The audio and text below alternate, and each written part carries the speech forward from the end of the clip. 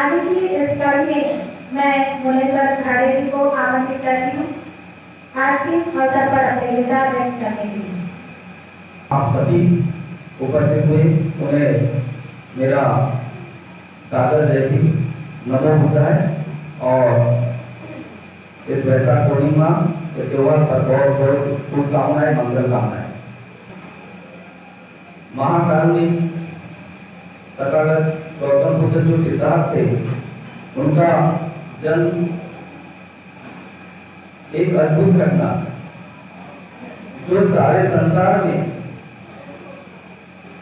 सत्य की खोज, ज्ञान के प्रचार प्रसार के लिए जो घटी है, लुम्बिनी वन में महामाया के पेट से सिद्धार्थ गौतम का जन्म हुआ। ये पहली घटना आज के दिन ही घटित हुई और जब 20 वर्ष की आयु में सिद्धार्थ हुए तब शाक्य संघ में जिनकी आयु 20 वर्ष हो जाती थी उनको दीक्षित होना पड़ता था, तो उन्होंने शाक्य संघ में शामिल हुए। 20 वर्ष की आयु तब सिद्धार्थ की थी और ग्रह त्याग करके बापू जी ने बताई 6 वर्ष तक तपस्या किया और उन्हें 6 वर्ष के बाद ज्ञान, बोधि ज्ञान प्राप्त हुआ और जिसका प्रचार प्रसार उन्होंने 80 वर्ष की आयु तक किया और 80 वर्ष की आयु में उनका महापरिनिर्वाण।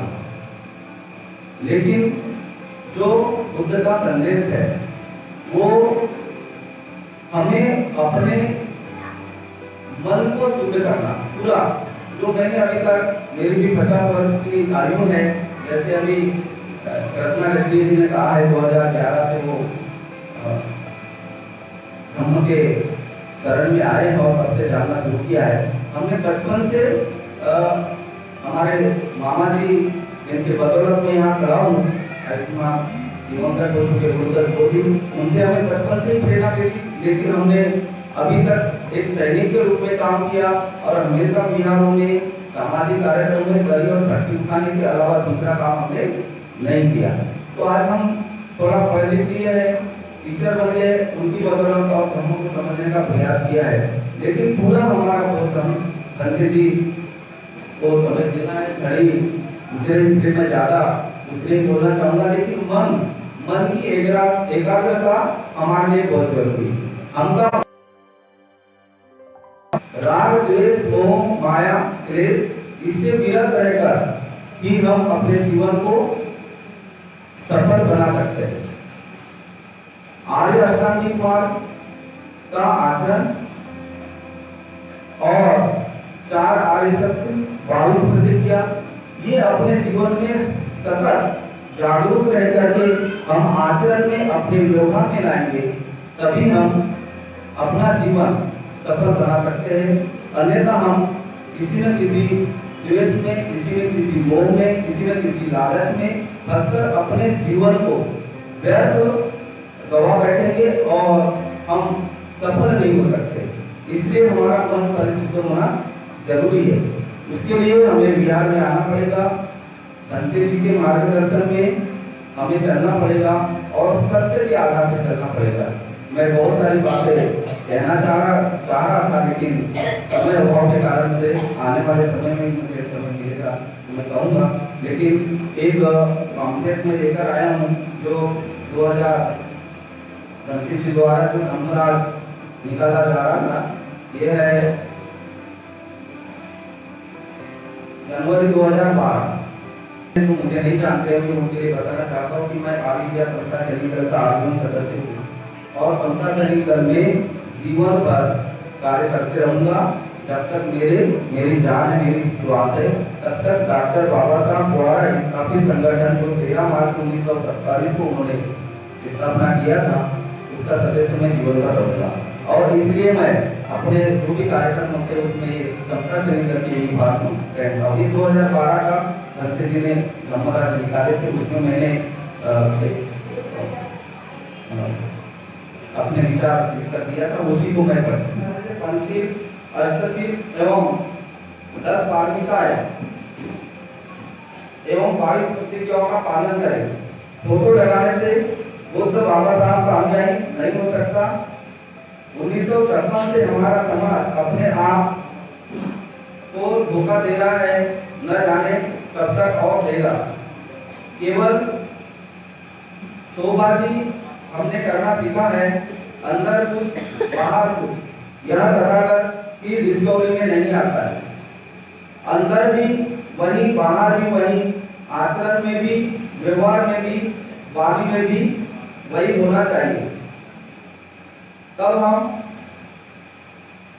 उपासक के 10 गुणों को धारण कर सकेंगे एवं आम्बेडकर मिशन के वास्तविक अधिकारी बन सकेंगे, जिसे हम गर्व से अपने आप को बुद्ध के उपासक कहला सकेंगे। हमारे लोग कहते हैं धीरे धीरे परिवर्तन होता है। मैं कहता हूँ धीरे धीरे परिवर्तन होता है, सही बात है, लेकिन जिनकी सोच अच्छी नहीं है उसमें परिवर्तन नहीं हो सकता। जिसके सोच में मिलावट है उसमें परिवर्तन नहीं हो सकता। जो बाबा साहब का अपने आप को ऋणी नहीं मानता उसमें परिवर्तन नहीं हो सकता। जो खाने पीने में अपने परिवार में ही मस्त रहता है उसमें भी परिवर्तन नहीं हो सकता। जिसे रेडीमेड सब कुछ मिल जाता है उसमें परिवर्तन नहीं हो सकता। मतलब यह है कि सुख की प्रगति चाहिए तो दुख से गुजरना ही पड़ेगा। बिना दुख के सुख प्राप्त करने तक परिवर्तन नहीं हो रहा है, और हो रहा है तो सूक्ष्मता से। बुद्ध धर्म को अंगीकार करने के लिए किसी भी व्यक्ति को अष्टांगिक मार्ग पर चलना पड़ेगा। शील का प्रतिरूप है और बौद्ध धर्म में शील धर्म की आधारशिला है, जिसमें केवल धर्म समझा भर है, लेकिन अपने विचारों को तथा अपने कर्मों को तद अनुसार बदलने का प्रयास नहीं किया है। वह उस आदमी की तरह है जिसने वाक शास्त्र पर लिखी हुई कोई पुस्तक पढ़ी पर है और वह कल्पना करता है कि वह उस पुस्तक में वर्णित विधि के अनुसार तैयार की गई मिठाई खा रहा है।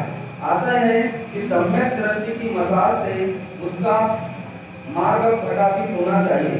सम्यक संकल्प उसके मार्गदर्शक होना चाहिए।